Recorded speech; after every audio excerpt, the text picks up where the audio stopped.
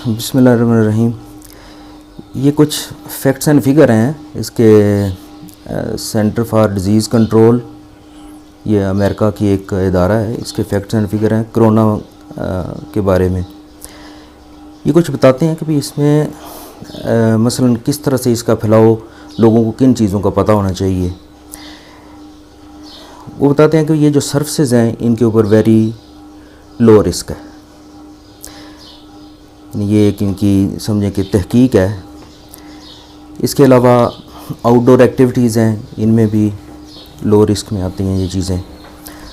और very high risk है from gatherings in enclosed spaces like offices, cinema halls. यानी जितनी इनक्लोज स्पेस होगी इसमें ये हाई रिस्क होगा।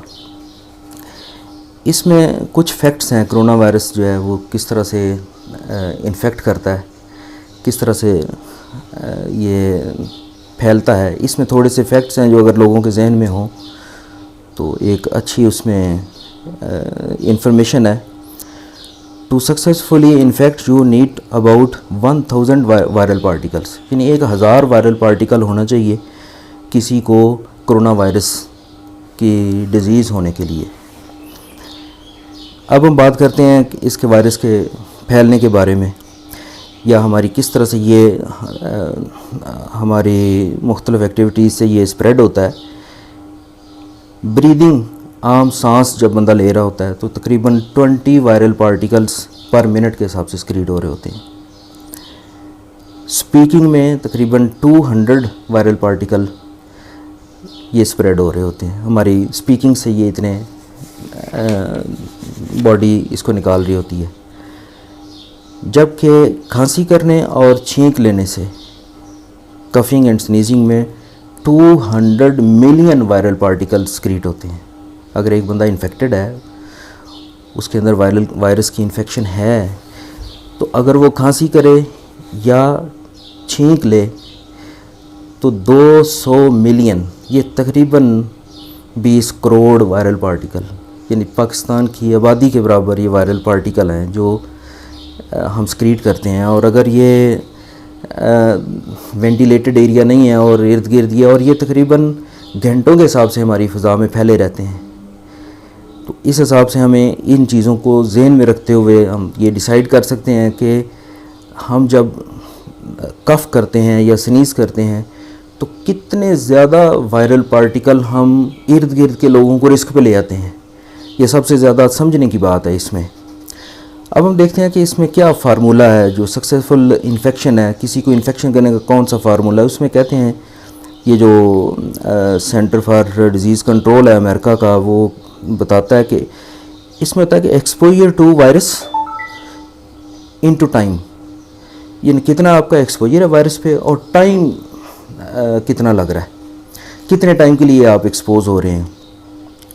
वो कहते हैं कि अगर आप किसी से 6 फुट के फासले पर हैं और 45 मिनट से कम वक्त के लिए ठहरे हैं तो आप लो रिस्क में हैं। यानी फासला आपका 6 फुट से 6 फुट तक हो और 45 मिनट से कम वक्फे के लिए आप ठहरे हैं, इससे ज़्यादा नहीं, तो फिर आप लो रिस्क में हैं। इसी तरह से मुख्तलिफ और पैरामीटर्स हैं, जैसे ग्रॉसरी शॉपिंग में मीडियम रिस्क है, इसको आप लो रिस्क में ला सकते हैं कम वक्त में शॉपिंग करके और SOPs पर अमल करके, तो आप इसको इस तरह से कर सकते हैं।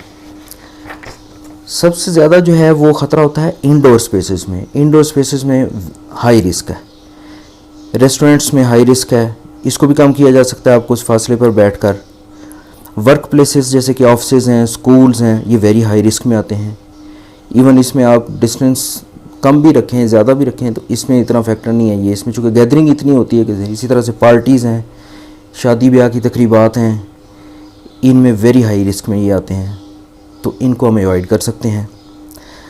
अब हम देखते हैं कि ओवरऑल जो रिस्क फैक्टर है उसको कैलकुलेट करने के लिए कौन से पैरामीटर्स हैं जिनको हम जहन में रखें तो हमें ये पता चले कि ये इन्फेक्शन का हमारा कितना चांस है। इसको हम कैलकुलेट करते हैं इंडोर वर्सेस आउटडोर। यानी इंडोर में वायरस फैलने के चांसेस ज़्यादा हैं, आउटडोर में कम से कम है। Narrow versus large ventilated spaces, बहुत तंग जगह हैं या बाहर की खुली जगह हैं, तो इनमें हम इसमें लार्ज स्पेसेस में कम चांसेस हैं और नैरो में ज़्यादा हैं। High people density versus low density, बहुत ज़्यादा गैदरिंग है उसमें ज़्यादा चांस हैं, वर्सेस लो यानी बहुत कम लोग हैं तो ये कम है। इसी तरह से longer exposure versus brief exposure, कि अगर आप रिस्क में गए भी हैं तो थोड़े टाइम के लिए गए हैं और फ़ौरन वापस आ गए हैं तो फिर भी ये इसके चांसेस कम हैं। इसी तरह से और भी कुछ फिगर्स हैं जो इसके अलावा कहीं ये इल्म में आई थी कि फ़र्ज़ करें कि आपने किसी बंदे ने, किसी आदमी ने मास्क, दोनों ने नहीं पहना हुआ, तंदुरुस्त आदमी और वायरस वाला आदमी जो है दोनों ने मास्क नहीं पहना हुआ, तो 90% चांस है कि आप दूसरे को इन्फेक्ट करेंगे। और अगर तंदुरुस्त आदमी ने मास्क पहना हुआ है और जिसको वायरस हुआ है, जो कोरोना वायरस का मरीज़ है, उसने नहीं पहना हुआ, तो फिर 70% चांस है कि आपको वो इन्फेक्ट कर देगा। अगर कोरोना वायरस वाले मरीज़ ने पहना हुआ है और आपने नहीं पहना हुआ तो ये चांस 5% तक होता है, और अगर दोनों ने मास्क पहना हुआ है तो ये चांस 1.5% तक होता है। तो इससे आप मास्क पहनने की अहमियत का अंदाज़ा कर सकते हैं कि किस तरह से हम ये एक छोटी सी चीज़ को समझ के और इसका स्प्रेड रोक सकते हैं।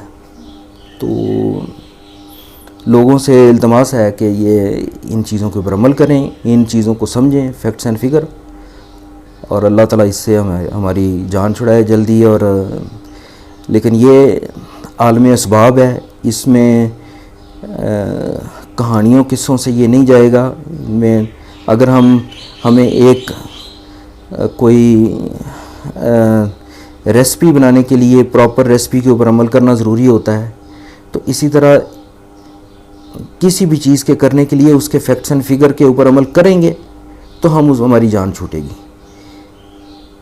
तो अल्लाह ताला इससे हमारी जान छुड़ाए। आमीन।